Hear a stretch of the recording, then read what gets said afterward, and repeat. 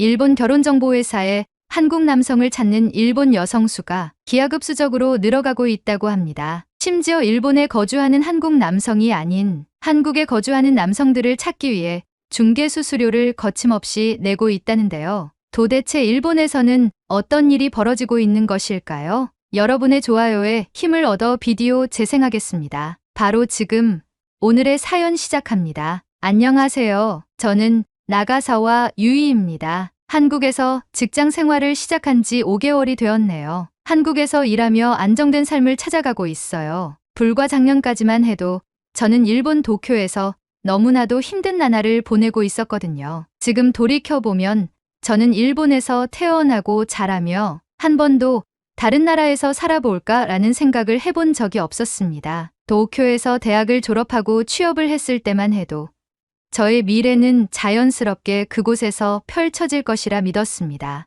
제가 입사한 회사는 일본에서도 이름이 알려진 중견기업이었고 부모님도 안정적인 회사에 들어가서 다행이다라며 기뻐하셨죠. 하지만 직장 생활을 시작한 지 얼마 되지 않아 저는 현실의 벽에 부딪히고 말았습니다. 첫 월급을 받았을 때 저는 적잖이 실망했습니다. 회사에서는 우리 업계에서 신입사원 급여 수준이 낮지 않다고 말했지만 제 손에 준 월급은 약 22만 엔, 한화 약 195만 원 정도였습니다. 그때까지만 해도 저는 초반에는 누구나 돈을 모으기 힘들겠지라고 생각하며 낙관적인 태도를 유지하려 했습니다. 시간이 지나면 연봉도 오르고 생활도 안정될 거라고 믿었기 때문입니다. 그러나 도쿄에서 자취를 하며 혼자 살아가면서 점점 현실을 깨닫게 되었습니다. 우선 월세가 가장 큰 부담이었습니다. 도쿄 중심부에서 방을 구하는 것은 엄두도 내지 못했고 외곽 지역에서 최대한 저렴한 원룸을 구해야만 했어요.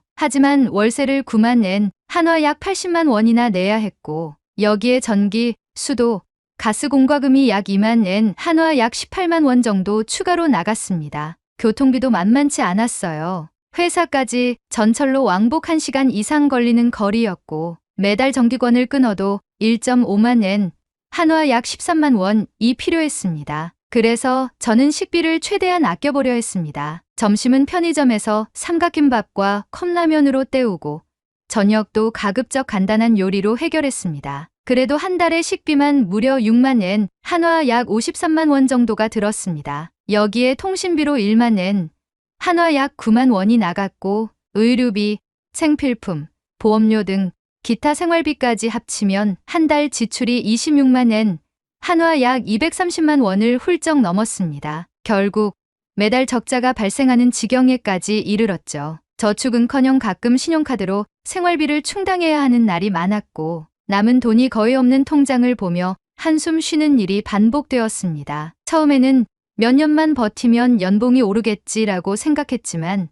회사에서의 연봉 인상률은 너무나도 낮았습니다. 5년을 다녀도 겨우 몇만 엔 오를 뿐이었고 선배들을 보니 30대 중반이 되어서도 월급이 크게 오르지 않아 여전히 빠듯한 생활을 이어가고 있었어요. 결국엔 선배들 중 생활고에 시달리는 사람은 고향으로 돌아가야 하는 선택을 해야만 했습니다. 경제적으로 힘든 것만이 아니었습니다. 일본의 직장 문화는 신입사원에게 너무나도 가혹했어요. 제가 다니던 회사는 공식적으로 야근을 지향한다고 말했지만 퇴근 시간이 되어서도 아무도 자리를 뜨지 않았습니다. 부장님은 늦게까지 남아있는 직원을 좋아했고 아무리 일이 없어도 적어도 상사가 퇴근하기 전까지는 자리를 지키는 것이 당연한 분위기였습니다. 처음에는 저도 시간을 보내며 눈치를 봤지만 어느 순간부터 자연스럽게 저녁까지 일을 하고 있는 제 모습을 발견했습니다. 하지만 더 큰 문제는 그렇게 야근을 해도 제대로 된 야근 수당을 받지 못한다는 것이었습니다. 처음에는 야근 수당은 따로 지급되지 않나요? 라고 조심스럽게 물었지만 돌아온 대답은 다음과 같았습니다. 우리 회사는 연봉제라서 야근 수당이 따로 없어요. 회사의 일원이면 이런 정도의 희생은 당연한 거 아니야? 결국 저는 밤늦게까지 일하면서도 추가 수당을 받지 못했고 그저 묵묵히 버티는 수밖에 없었습니다. 주말에도 회사에서는 자발적인 업무 참여라는 명목으로 근무를 요구하는 일이 많았고 실적 압박이 심할 때는 몇 주 연속으로 쉬지 못하는 경우도 있었습니다. 그렇게 일하고도 급여는 거의 오르지 않았고 생활은 점점 더 팍팍해졌습니다. 그렇게 하루하루를 버티던 중 또 다른 문제가 발생했습니다. 한 번은 업무 중 강한 지진이 발생해 사무실 전체가 흔들렸습니다. 건물 전체에서 삐걱거리는 소리가 들렸고 책상과 서랍이 덜컹거리며 흔들렸습니다. 동료들과 함께 책상 밑으로 몸을 피했지만 수십 초 동안 이어진 흔들림 속에서 심장이 터질 듯 뛰었습니다. 몇 분 후 흔들림이 잦아들었지만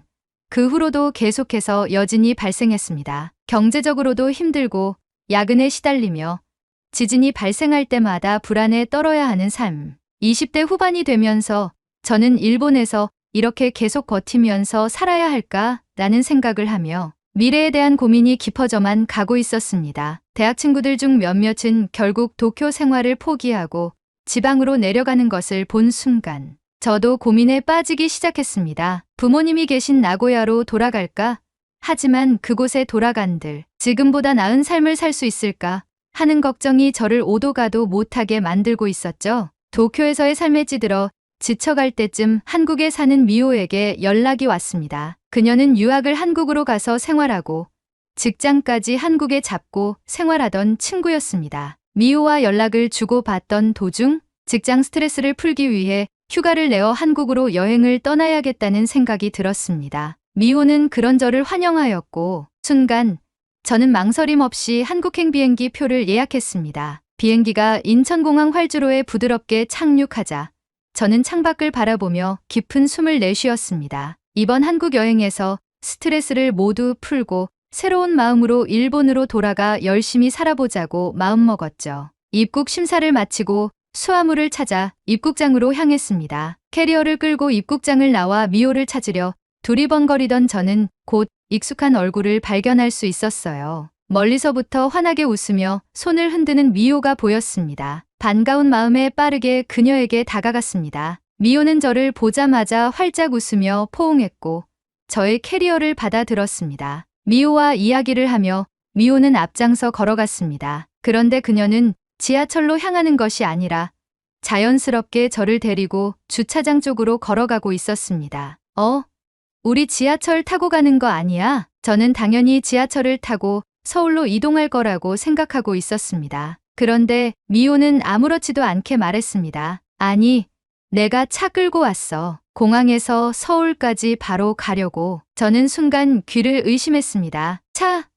자동차 말이야? 응, 캐리어도 무겁잖아. 그리고 이 시간엔 차로 가는 게 더 편해. 그녀를 따라 주차장으로 이동하자 깔끔하고 반짝이는 흰색 세단 한 대가 보였습니다. 미호는 자연스럽게 차 키로 문을 열더니 트렁크를 열고 제 짐을 넣었습니다.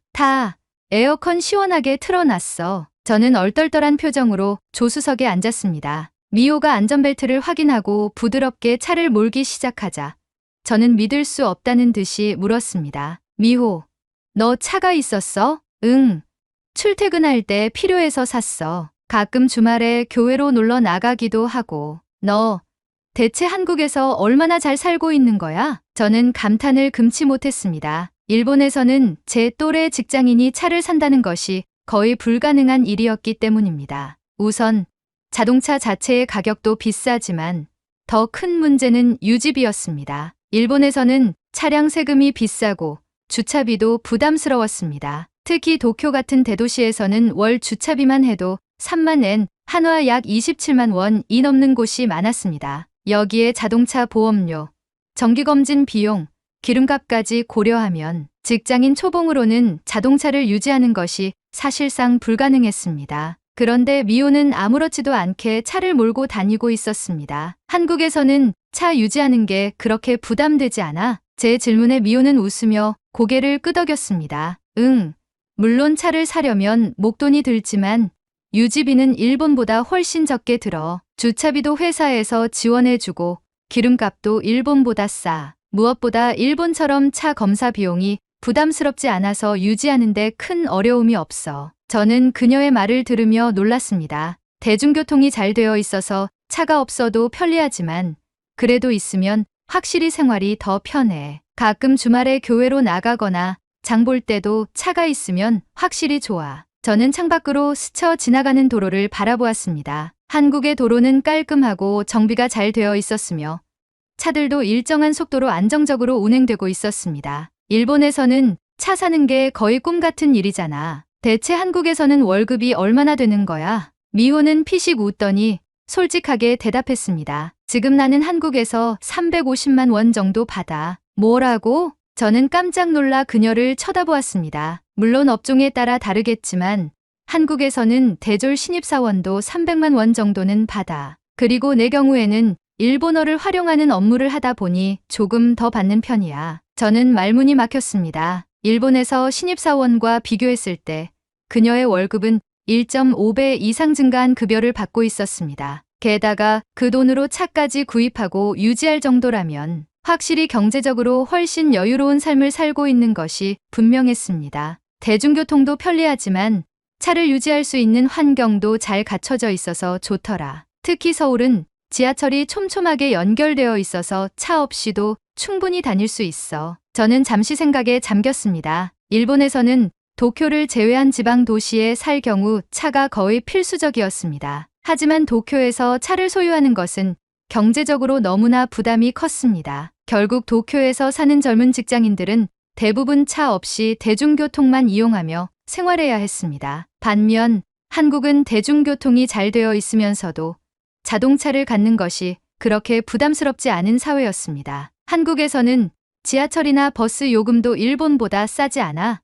맞아. 서울에서 기본요금이 1250원인데 환승도 무료로 할 수 있어. 일본에서는 환승할 때마다 추가 요금이 붙잖아. 맞아. 일본에서는 기본요금도 비싼데 환승까지 하면 금방 500엔 한화 약 4,500원 이상 나가니까 부담스러웠어. 한국과 일본의 생활비 차이를 이렇게 직접 경험하니 생각보다 훨씬 컸습니다. 저는 무심코 창밖을 바라보았습니다. 어느덧 서울 도심에 가까워지고 있었습니다. 차창 밖으로 보이는 서울의 풍경이 갑자기 아름다워 보이기 시작했습니다. 며칠 동안 한국에서 머무르며 다양한 경험을 했지만 제 머릿속에서 가장 크게 남은 것은 미호의 이야기였습니다. 미호는 일본에서 힘들게 버티며 생활하다가 한국으로 일찍이 유학을 결정했고 이젠 한국에서 직장까지 다니며 경제적으로 여유를 찾은 친구가 되어 있었습니다. 심지어 차까지 소유할 수 있을 만큼 삶의 질이 향상되었습니다.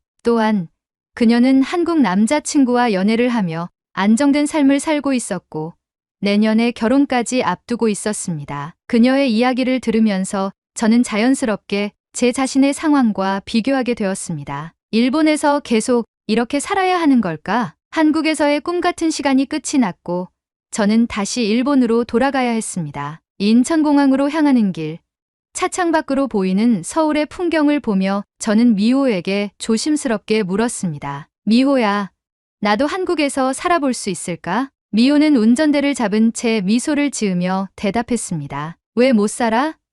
너도 충분히 할 수 있어. 오히려 일본에서 직장 경험도 있으니까 한국에서 더 좋은 조건으로 취업할 수도 있어. 하지만 한국어를 유창하게 하지 못하는데 나도 처음엔 한국어를 잘 못했어. 근데 한국에서 유학까지 하고 회사까지 다니니 실력이 쑥쑥 늘더라. 그리고 한국어 보기보다 배우기 쉬워. 저는 미호의 말을 경청하였고 미호는 말을 이어갔습니다. 그리고 요즘은 외국인 직원을 뽑는 기업이 많아서 한국어를 완벽하게 못해도 일할 기회는 충분해. 만약 내가 진짜 한국에서 일하고 싶다면 내가 최대한 도와줄게. 미호의 단호한 목소리를 들으니 조금씩 용기가 생기는 듯했습니다. 그렇게 저는 일본으로 돌아와 현실로 복귀하였습니다. 하지만 한국에서 보낸 시간이 계속해서 머릿속을 맴돌았고 일본에서의 삶이 더욱 힘겹게 느껴졌습니다. 그러던 중 일본으로 돌아온 지 얼마 지나지 않아 또다시 강한 지진이 발생했습니다. 그날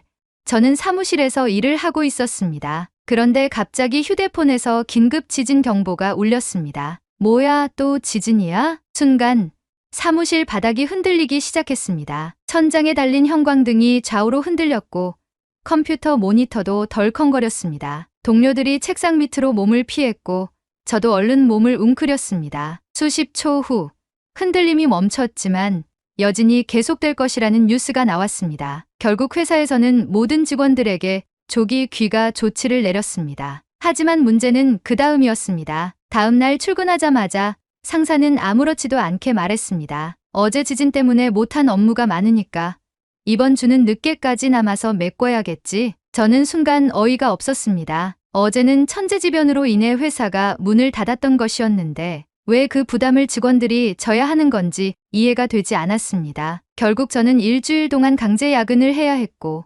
야근 수당도 받지 못했습니다. 지진이 발생하는 것도 무서웠지만 그보다 더 무서운 것은 이런 삶이 계속될 거라는 사실이었습니다. 그날 밤 저는 침대에 누워 다시 한번 깊은 고민에 빠졌습니다. 이렇게 계속 살아야 할까? 한국에 가면 정말 더 나은 삶을 살 수 있을까? 머릿속이 복잡했지만 한 가지는 분명했습니다. 일본에서는 내 삶이 절대 나아질 수 없다는 결론이었죠. 저는 결국 한국으로의 이직을 결심했습니다. 다음 날 저는 곧바로 미호에게 연락했습니다. 미호야, 나 진지하게 한국에서 일하고 싶어. 잘 생각했어.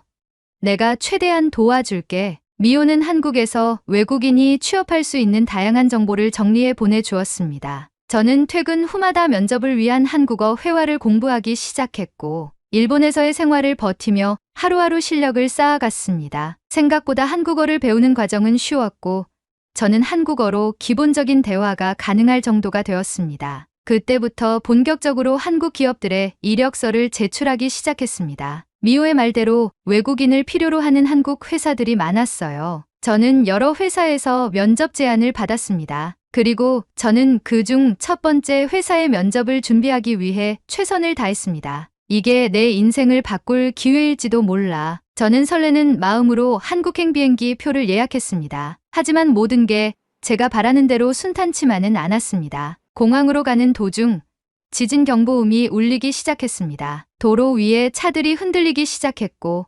사람들은 당황한 표정으로 휴대폰을 확인하고 있었습니다. 공항에 도착한 후에도 상황은 좋지 않았습니다. 지진으로 인해 여러 항공편이 지연되고 있었고 제 비행기도 연착되었습니다. 저는 면접에 늦을까봐 조마조마해지기 시작했습니다. 초조한 마음으로 공항 전광판을 바라보며 발을 동동 굴렀습니다. 수십 분이 지나고 드디어 비행기 이륙 준비가 시작되었습니다. 저는 간절한 마음으로 탑승 수속을 밟았고 다행히 비행기는 이륙할 수 있었습니다. 비행기가 인천공항 활주로에 착륙하자 저는 재빨리 안전벨트를 풀었습니다. 입국 수속을 마친 후 곧장 공항철도 탑승구로 향했습니다. 미호가 미리 회사 관련 정보와 면접장으로 이동하는 최단 거리를 정리해준 덕분에 빠른 걸음으로 이동했습니다. 공항철도 승강장으로 내려가자마자 한국의 대중교통 시스템이 인상적으로 다가왔습니다. 전광판에는 정확한 도착 시간이 표시되어 있었고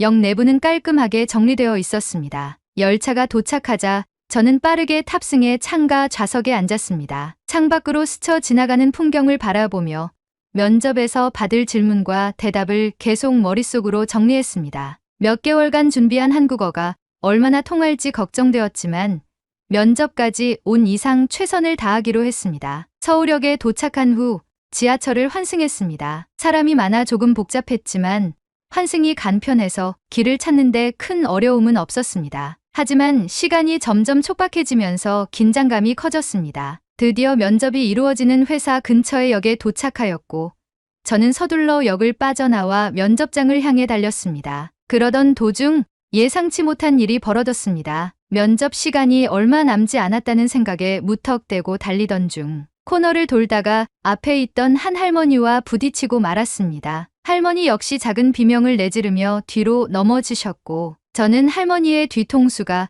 바닥에 닿는 것을 막고자 순간적으로 손을 뻗어 할머니의 팔을 붙잡았습니다. 죄송합니다. 괜찮으십니까? 할머니는 당황한 듯 허리를 어루만지고 계셨습니다. 저는 급히 몸을 숙여 할머니를 부축했습니다. 괜찮아요. 한국인이 아닌가 봐요.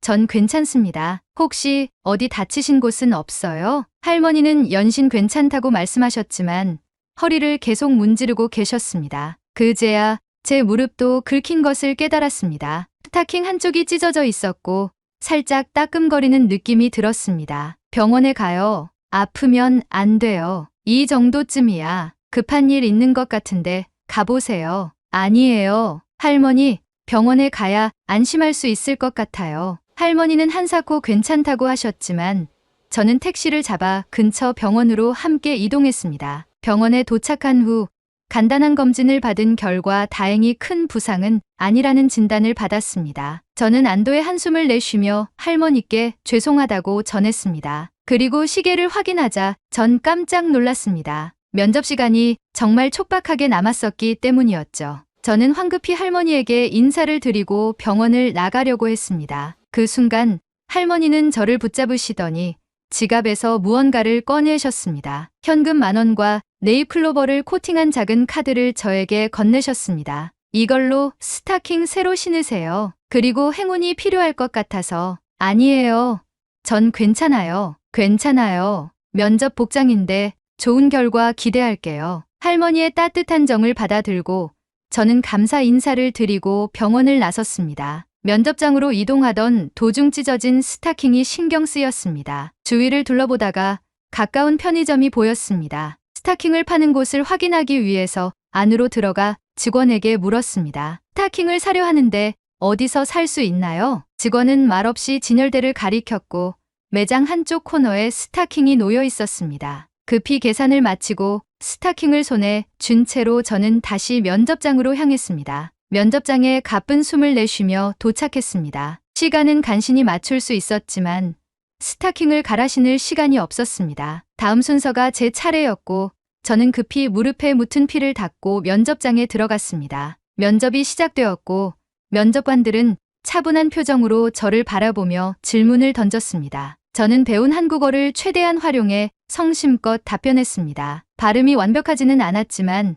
제가 한국에서 일하고 싶은 이유와 일본에서 쌓은 경험을 최대한 어필했습니다. 하지만 면접관들의 시선은 제 무릎에 쏠려 있었습니다. 하지만 무릎에 대한 이야기는 꺼내지 않았습니다. 면접을 마치고 나오며 긴장이 풀렸고 다른 지원자들을 관찰했습니다. 모두 단정한 모습이었지만 저는 허둥지둥 면접장에 도착해 초반부터 정신없는 상태였습니다. 저는 다른 지원자들과 다른 모습에 떨어질 것 같다는 생각이 들며 다음을 기약하며 일본으로 돌아갔습니다. 일본으로 돌아온 후 저는 다른 회사 면접을 준비하며 하루하루를 보내던 중 한 통의 메일이 도착했습니다. 면접 결과를 알려드립니다. 합격을 축하합니다. 순간 눈을 의심했습니다. 다시 한번 확인해봐도 분명 합격 메일이었습니다. 믿기지 않는 마음으로 메일을 다시 읽어 내려갔습니다. 순간 한국에서 만났던 할머니의 말이 떠올랐습니다. 행운이 필요할 것 같아서. 할머니가 건네주신 네잎클로버가 떠오르며 저는 네잎클로버를 꺼내어 봤습니다. 그날 할머니를 도왔던 것이 어쩌면 행운이 아닐까 생각이 들었습니다. 한국으로 가는 길이 이제는 확실해졌고 저는 설레는 마음과 동시에 현실적인 고민이 밀려오기 시작했습니다. 바로 부모님을 설득해야 했기 때문이었습니다. 한국에서의 새로운 가능성을 찾게 되었지만 부모님께서 이를 어떻게 받아들이실지는 알 수 없었습니다. 집에 도착하자 어머니가 반갑게 맞아주셨습니다. 유이야, 무슨 일이야? 갑자기 찾아오고 거실로 들어가자 아버지는 신문을 읽고 계셨고 제가 들어오자 슬쩍 신문을 접어 내려놓으셨습니다. 저는 조심스럽게 입을 열었습니다. 아빠, 엄마, 저 한국에서 일하게 됐어요. 어머니는 놀란 표정을 지었지만 곧 차분하게 되물으셨습니다. 한국에서?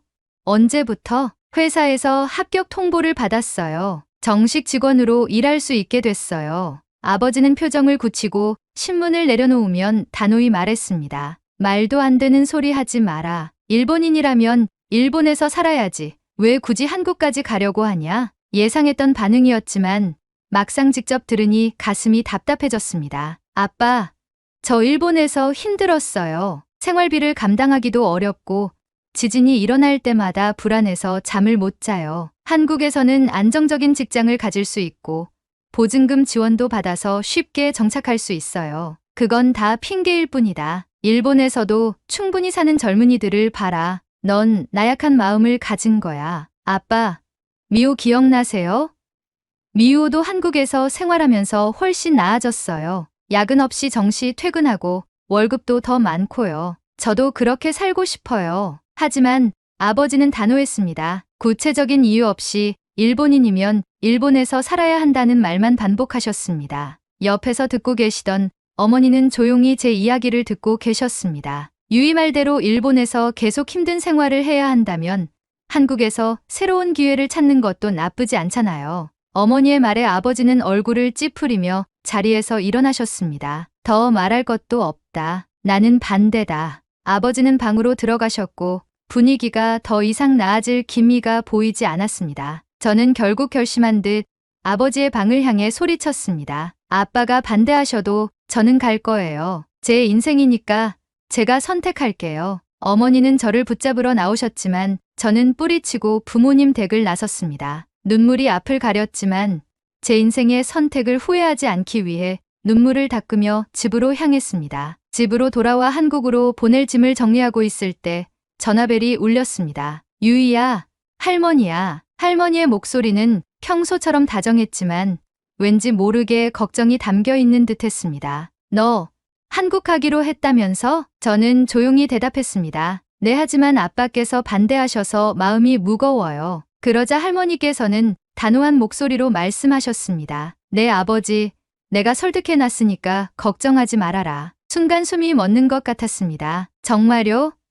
아빠께서 뭐라고 하셨어요? 처음에는 완강하게 반대했지. 하지만 내가 신문을 좀 보라고 소리쳤다. 일본 젊은이들이 많이 힘들어하는 게 뉴스로도 나오잖니. 나는 우리 손녀가 힘든 거 못 본다고 소리쳤단다. 그러자 내 아빠는 고민하다가 너의 한국행을 찬성했지. 저는 순간 가슴이 벅차올라 눈물을 흘리며 할머니에게 감사하다고 전했습니다. 할머니는 걱정 말고 한국 가서 꿈을 이루라고 응원해 주셨고 흐뭇한 목소리로 전화를 끊으셨습니다. 저는 마음을 굳게 잡고 한국으로 향하기 위한 준비를 마쳤습니다. 한국에 도착한 후 저는 회사에서 지원해주는 원룸형 오피스텔에 정착했습니다. 보증금이 지원되었기에 초기 정착이 수월했습니다. 출근 첫날 회사 동료들은 저를 따뜻하게 맞아주었습니다. 어눌한 한국어를 구사하는 저에게 친절히 한국어를 익힐 수 있게 설명해 주었고 일본어를 배우고 싶어하는 직원들이 있어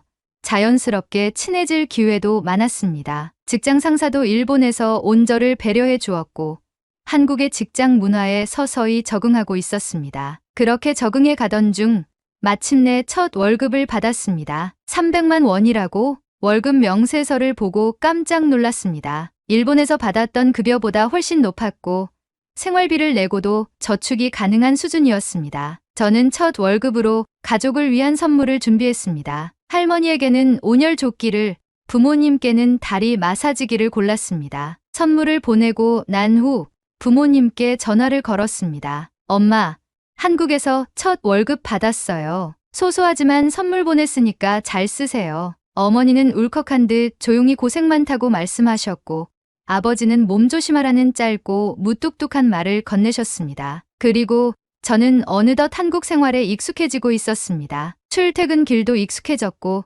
직장에서도 제 자리를 잡아가고 있었습니다. 바쁘지만 행복한 나날이 이어졌고 그렇게 몇 달이 흘러갔습니다. 그러던 어느 날 평소처럼 회사에 출근하던 중 회사 앞 신호등이 바뀌기를 기다리고 있었습니다. 그 순간 맞은편에서 저를 향해 손을 흔드는 익숙한 사람이 눈에 들어왔습니다. 면접 당일 우연히 부딪혀 병원까지 모셔다 드렸던 그 할머니였던 것입니다. 드넓은 서울 땅에서 이렇게 출근길에서 다시 만날 줄은 상상도 못했습니다. 저는 놀란 얼굴로 할머니를 바라보다가 곧바로 반가운 마음에 뛰어갔습니다. 할머니, 안녕하세요. 몸은 괜찮으세요? 할머니께서는 환한 미소를 지으시며 제 손을 꼭 잡으셨습니다. 그래, 정말 다행이구나. 잘 지냈니? 그때 면접은 잘 봤고, 네. 덕분에 합격해서 지금 이 회사에서 일하고 있어요. 할머니께서는 기쁨이 가득 담긴 표정으로 고개를 끄덕이셨습니다. 저는 지갑에서 할머니가 주신 코팅된 네잎클로버를 꺼내어 할머니에게 다시 돌려드렸습니다. 이 네잎클로버 덕분이에요. 할머니에게 돌려드릴게요. 할머니는 한사코 거절하셨고 저는 다시 가져가시라며 실랑이를 벌이고 있었습니다. 그때 회사 건물 출입문에서 한 남자가 걸어 나왔습니다. 할머니, 뭐가 그리 급하다고 빨리 나가세요? 낯익은 목소리였습니다. 저는 본능적으로 고개를 돌렸고 순간적으로 말을 잇지 못했습니다. 그분은 바로 저희 회사 부장님이었기 때문입니다. 회사에 몇 번 마주친 적은 있었지만 개인적으로 이야기를 나눈 적은 거의 없던 분이었습니다. 그런데 할머니께서 그를 보자 활짝 웃으시며 손을 흔드셨습니다. 아이고, 우리 손주 추운데 뭐하러 나와?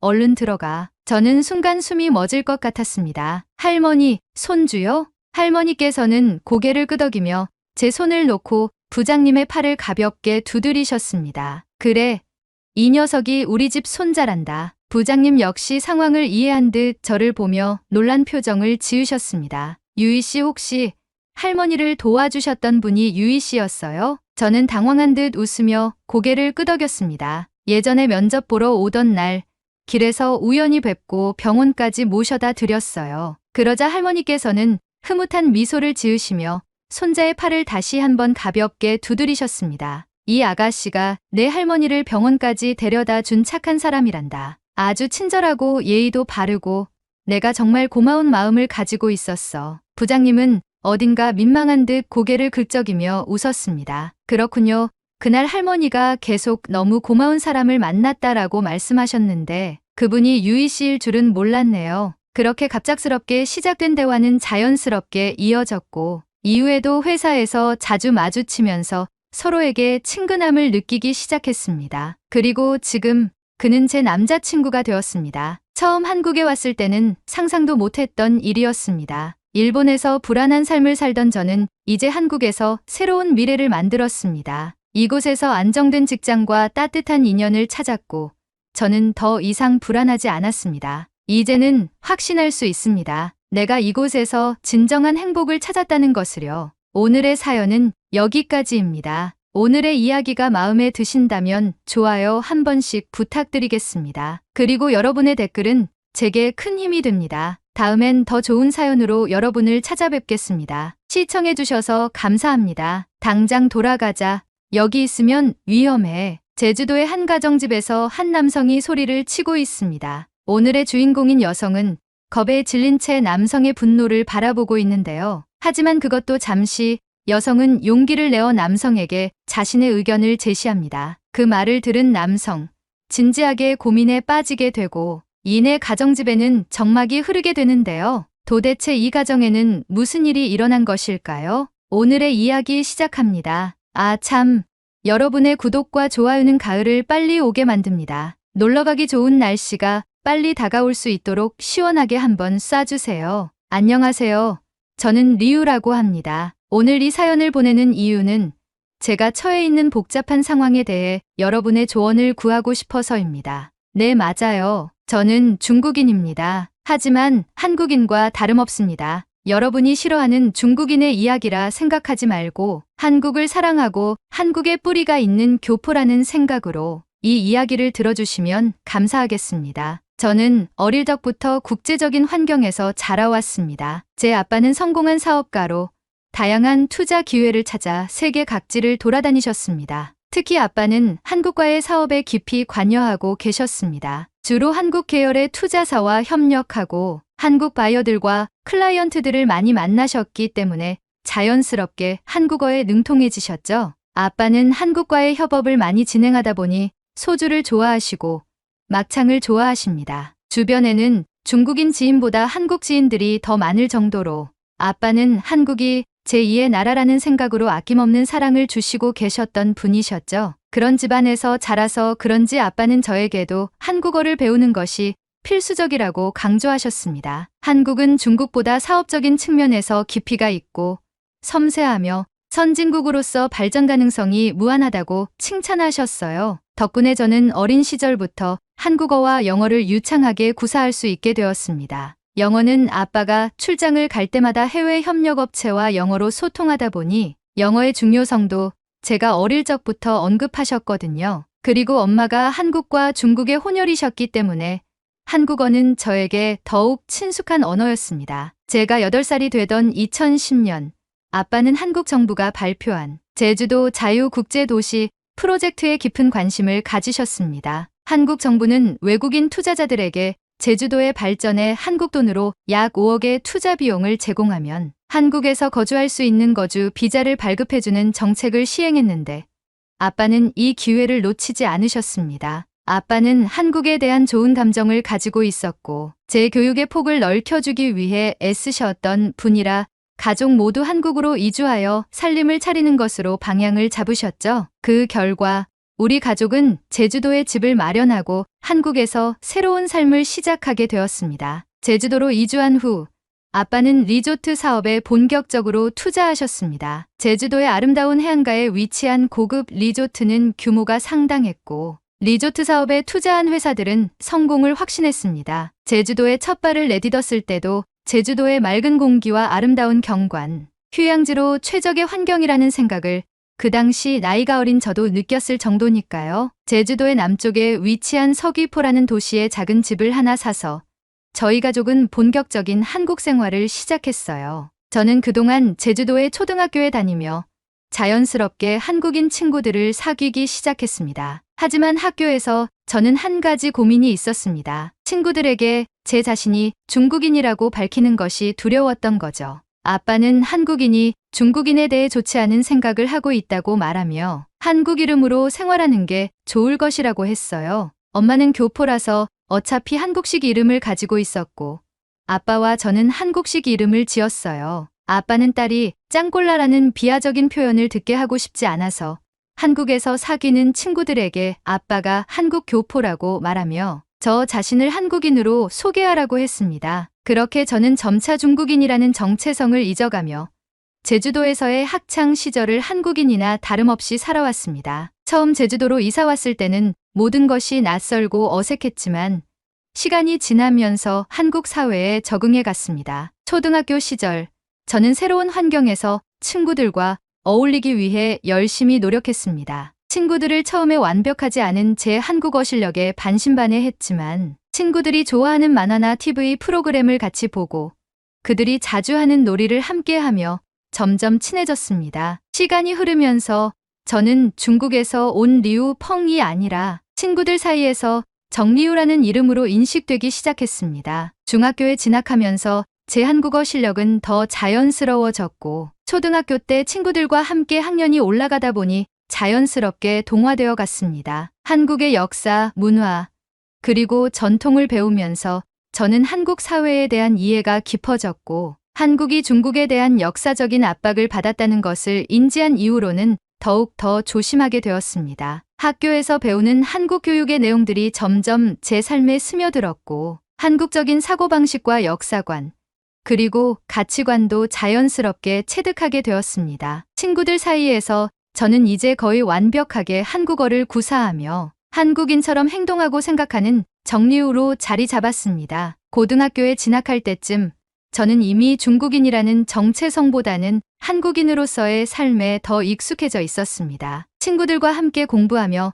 입시를 준비하고 같이 떡볶이를 먹으며 수다를 떨고 한국의 화장품으로 한국식 메이크업을 공유하고 학업 스트레스까지 공유하다 보니 한국의 입시생들과 다름없는 공감대를 형성하게 되었죠. 친구들이 저를 중국에서 온 리우 펑이라고 생각조차 할 수 없고 저도 제가 중국에서 왔다는 사실도 잊고 살아가고 있었습니다. 오히려 저는 그들과 동일한 목표와 꿈을 공유하며 같은 미래를 향해 나아가고 있다는 생각까지 들었습니다. 그리고 제가 제주도에 처음 왔을 때부터 아빠와 엄마는 제가 중국인이라는 것을 잊지 않게 하기 위해 중국 문화와 언어를 유지하려고 노력하셨지만 저는 점점 한국적인 생활 방식에 더 익숙해졌고 부모님도 어느 순간 한국의 학생을 둔 한국 부모님으로 바뀌어가고 있었죠. 엄마는 제가 한국에서의 삶에 잘 적응하는 모습을 보며 안심하셨지만 아빠는 가끔 제가 중국어를 사용할 때 어려움을 겪는 모습을 보며 걱정하셨습니다. 가끔 아빠는 제가 중국인이라는 사실을 잊지 않도록 중국어를 툭 던지시거나 중국의 소식을 이야기하며 중국인이라는 것을 강조하셨지만 제 안에서는 한국에서 보낸 시간이 더 큰 의미로 다가왔기 때문에 그런 말들은 한 귀로 들어와서 다른 귀로 빠져나가기 일쑤였죠. 이렇게 한국에서의 학창 시절을 보내며 저는 점점 더 한국인으로서의 정체성을 확립해 갔습니다. 친구들과의 관계, 학교에서의 생활, 그리고 한국 사회에 대한 이해가 깊어질수록 저는 중국인이라는 사실보다는 한국인으로서의 삶에 더 큰 자부심을 느끼기 시작했습니다. 하지만 한국에서의 아름다운 생활을 송두리째 뽑아가는 사건이 터지고야 말았습니다. 한국에서 한국인으로 즐겁게 살아가던 행복이 2017년 사드 배치 문제가 터지면서 큰 혼란에 빠지게 된 것이죠. 사드 배치로 인해 우리 가족은 현실적인 어려움에 처해지게 됩니다. 아빠와 함께 투자 진행을 하던 중국 계열 회사들이 모두 투자에서 빠지고 중국의 반한 감정이 돌기 시작했죠. 심지어 한국에 거주하는 중국인들에게까지 화살이 돌아가기 시작했어요. 다행히 우리 가족은 잘 숨기고 살아오긴 했지만 집에서는 항상 긴장감이 감돌았습니다. 아빠는 갑작스럽게 돌아가는 이 상황에 굉장히 분노하셨습니다. 중국 정부가 이것을 진지하게 받아들였다고 하며 우리 가족이 어려워졌다고 했습니다. 아빠는 제주도에 진행 중인 리조트 사업이 중국 정부 때문에 취소되었다고 했습니다. 투자금 회수도 어려워지고 사업은 장기간 중지될 거라고 했죠. 엄마는 아빠를 달래며 어떻게든 살아보자고 하시며 방법을 강구했어요. 아빠는 제게도 타격을 주지 말아야겠다는 생각을 했는지 아무 일 없을 거라며 저를 안심시키셨어요. 하지만 저는 쉽사리 마음이 편해지지 않았어요. 아빠가 그 정도로 분노하는 모습을 처음 봤기 때문이었죠. 그리고 며칠 후 아빠는 제주도에 정착하기 위한 돈을 벌어오겠다고 하시며 중국으로 돌아가셨어요. 엄마와 저는 제주도에 남아 생활을 이어가며 아빠를 기다리기 시작했습니다. 집안일만 하시던 엄마는 음식점으로 일을 하러 나가시기 시작했고 저는 평소보다 더 검소하게 생활하려고 노력하며 아빠가 돌아올 때까지 아끼며 생활했어요. 저는 상황을 제대로 이해하고 싶어서 여러 자료를 찾아보기 시작했습니다. 사드가 무엇인지 그리고 왜 이렇게 큰 논란이 되고 있는지를 알고 싶었죠. 인터넷에서 관련 기사를 읽고 뉴스 영상을 찾아보면서 저는 사드에 대해 점점 더 깊이 이해하게 되며 한국과 중국 사이에서 심각한 문제가 될 수 있겠다는 것을 직감할 수 있었어요. 먼저 알게 된 것은 사드가 미사일 방어 체계라는 사실이었습니다. 미국이 개발한 이 시스템은 적의 중단거리 탄도 미사일을 대기권 내외에서 요격하는 기능을 가지고 있다고 했습니다. 한국은 북한의 핵미사일 위협에 대응하기 위해 미국과 협력해 이 방어 체계를 도입하기로 결정했죠. 저는 이것을 이해할 수 있었어요. 한국은 북한과 휴전 중이고 북한의 도발이 빈번했기 때문에 한국으로서 그리고 동맹국인 미국으로서 북한의 난리부르스를 억제해야 하는 게 맞다고 생각했죠. 하지만 이건 비단 북한만의 문제가 아니었다는 사실을 알았습니다. 사드 배치 결정이 내려진 후 중국이 이를 매우 심각하게 받아들였다는 사실을 알게 되었죠. 중국은 사드의 레이더 시스템이 자국의 군사 활동을 감시할 수 있다고 판단했고 이는 중국의 안보를 위협하는 요소로 간주되었습니다. 사드 배치가 동북아시아의 군사적 균형을 깨뜨릴 수 있다는 주장도 있었어요. 그래서 중국은 즉각적으로 강력한 반발을 시작한 것이었죠. 중국 정부는 한국에 대해 다양한 경제적 보복 조치를 취하기 시작했습니다. 제가 찾아본 자료에 따르면 중국 외교부는 사드 배치가 중국의 전략적 안보 이익을 침해한다고 주장하며 한국에 대한 경제 제재를 가하기 시작했어요. 무역을 단절하고 투자를 취소하고 한국의 제품을 불매하고 중국 내 한국 기업을 퇴출하기 시작했죠. 이 제재의 영향이 저희 가족에게 직접적인 타격이었던 것이죠. 그리고 중국은 한국으로 향하는 단체 관광을 금지했어요. 제가 거주하던 제주도의 관광지도 중국인 관광객이 급감했죠. 관광객 유치로 생활이 가능하던 제주도의 분위기가 확 가라앉으면서 제주도엔 1차 타격이 되었습니다. 그리고 중국 내에서는 한국 드라마와 예능 프로그램의 방영이 중단되기까지 했습니다. 롯데그룹 같은 한국 대기업들도 수출에 어려움을 겪었고 이 파장은 중국 내 중소 매장들에게까지 직접적인 피해를 주며 대규모로 매장들이 문을 닫는 사태까지 발생했죠. 게다가 인터넷에서 사드와 관련하여 중국 네티즌들의 반응을 언급하였는데 상황은 생각보다 더 심각했습니다. 웨이보 같은 중국의 소셜미디어 플랫폼에서는 사드 배치를 강하게 비난하는 글들이 계속해서 올라왔고 일부 중국 네티즌들은 한국을 배신자라고 부르며 감정적으로 격앙된 반응을 보였습니다. SNS에도 한국 불매운동이라는 슬로건이 계속해서 나타났고 한국 제품 불매 운동과 한국 문화를 거부하는 캠페인이 급속도로 퍼졌습니다. 이런 반응은 중국 전역에 걸쳐 확산되었고 한중 관계는 점점 더 악화되고 있었죠. 그런데 한국 내부에서도 사드 배치를 둘러싼 논쟁이 뜨거웠어요. 한국 정부는 북한의 핵 위협에 대응하기 위한 불가피한 선택이었다고 설명했지만 일부 국민들은 사드 배치가 오히려 한반도와 주변 국가들 간의 긴장을 고조시킬 것이라고 우려했습니다. 사드 배치 지역으로 선정된 경상북도의 성주시 시민들은 건강 문제와 환경 피해를 우려하며 강하게 반대 시위를 벌였고 그 시위는 전국으로 확산되었습니다. 그것보다 더한 것은 한국의 경제에 미치는 영향이었죠. 이미 중국의 경제 제재로 인해 한국의 주요 산업들이 타격을 받고 있었고 일부 경제 전문가들은 제재가 장기화될 경우 한국 경제에 심각한 영향을 미칠 수 있다고 경고했습니다. 이 때문에 한국의 국민들 사이에서도 사드 배치에 대한 찬반 논쟁이 치열했죠. 한국 네티즌들의 반응 중 일부는 사드 배치를 지지하며 국가 안보를 우선시해야 한다고 주장하며 정부의 선택이 옳았다고 하는 반면 다른 일부는 한중 관계의 악화와 경제 제재로 인한 타격을 우려하며 사드 배치를 철회해야 한다고 주장했어요. SNS와 온라인 커뮤니티에서는 사드 배치를 둘러싼 논쟁이 뜨거운 감자였고 긴장감이 감도는 한국과 중국이 되어버린 것입니다. 이 모든 정보를 찾아보고 나니 아빠가 왜 그렇게 분노하셨는지 이해할 수 있었습니다. 아빠는 한국에서의 투자가 단순히 경제적 손실로 끝나는 것이 아니라 한중 관계의 악화로 인해 정치적 문제와도 밀접하게 연결되어 있다고 느끼셨습니다. 그동안 아빠는 한국과의 사업에서 성공을 거두며 자신감을 쌓아왔지만 사드 문제로 모든 것이 한순간에 무너져 내리는 것 같았던 거죠. 가족을 위해 그리고 아빠의 사업 성공의 청사진이 그려졌기에 과감히 중국을 버리고 제주도에 자리를 잡고 오랜 생활을 했던 아빠가 얼마나 상실감이 크실지 가늠이 되기 시작했죠. 그러던 어느 날 아빠가 다시 제주도로 돌아와 저와 엄마를 불러 모았어요. 아빠는 중국에서 아무리 노력해도 제주도에서 살 수 있는 여력이 되지 않을 것 같다고 하셨고 한국에 오래 남아있는 게 중국인으로서도 좋지 않다고 말씀하셨어요. 아빠는 우리가 더 이상 한국에서 안전하지 않다고 말씀하시며 중국으로 돌아가야 한다고 강하게 주장하셨습니다. 하지만 아빠의 이런 태도는 우리 가족에게 큰 갈등을 불러일으키고 말았어요. 아빠는 한국에서의 삶을 정리하고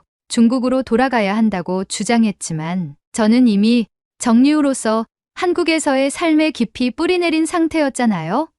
한국에서의 학교 생활, 친구들과의 관계, 그리고 제가 꿈꾸던 미래가 모두 이곳에 있었습니다. 그리고 중국에서의 삶은 오랜 기억에 묻어둔 지 오래고 설령 중국으로 돌아간다고 해도 온전한 제 인생을 살지 못할 것만 같았어요. 중국으로 돌아가는 것은 마치 제 자신을 잃는 것처럼 느껴졌습니다. 저는 아빠의 말을 듣다가 울먹이며 방에 들어가 문을 잠그고 한동안 눈물을 흘려야만 했어요. 그리고 그 이후 혼란 속에서 저는 매일 밤 잠을 이루지 못했습니다. 머릿속은 아빠의 말과 제가 한국에서 이룬 모든 것들 사이에서 끊임없이 갈등하고 있었습니다. 아빠와 마주칠 때마다 아빠는 제가 중국인이라는 사실을 잊지 말라고 하며 정신 차리라고 호통을 치셨고 점점 날선 목소리로 가족의 안정과 미래를 위해 중국으로 돌아가야 한다고 주장하셨습니다. 엄마는 저와 아빠 사이에서 이러지도 저러지도 못하며 혼란스러워 하셨고 우선은 먹고 살아야 하니 계속 일을 나가셨어요. 저는 아빠의 생각과 엄마의 고된 일자리를 생각하며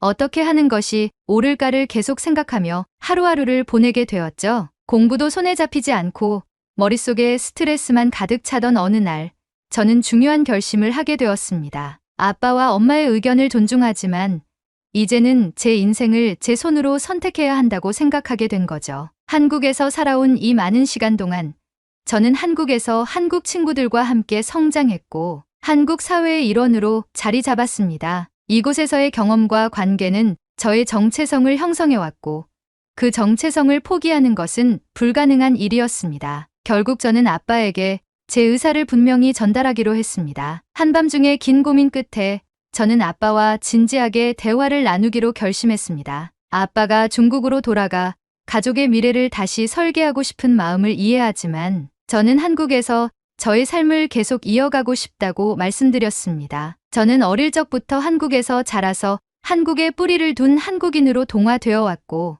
이곳에서의 꿈과 목표를 포기하고 싶지 않다고 솔직하게 털어놓았습니다. 아빠는 처음에는 저의 결정을 받아들이기 힘들어 하셨습니다. 아빠에게는 제가 여전히 어린아이처럼 느껴졌을 테고 아빠가 바라보는 세상은 제가 이해하기 힘든 부분이 많다고 하시며 다시 저를 설득하셨죠. 하지만 저는 단호하게 말했어요. 한국에서 쌓아온 저의 삶과 정체성을 포기하는 것은 절대 할 수 없다고 말씀드렸습니다. 그 순간 아빠의 표정이 굳어졌지만 저는 아빠의 눈에서 처음으로 저를 진지하게 바라보는 듯한 느낌을 받았습니다. 긴 침묵이 흘렀습니다. 엄마는 조용히 옆에서 우리 대화를 지켜보셨고 결국 아빠는 한숨을 내쉬며 고개를 끄덕이셨습니다. 아빠는 제가 한국에서 계속 머물기를 원하지 않았지만 제 결정을 존중해주기로 하셨습니다. 그 대신 아빠는 제가 한국에서 혼자 지내는 동안 강해져야 한다고, 그리고 가끔은 중국으로 돌아와 가족과 시간을 보내달라고 부탁하셨습니다. 이 대화 이후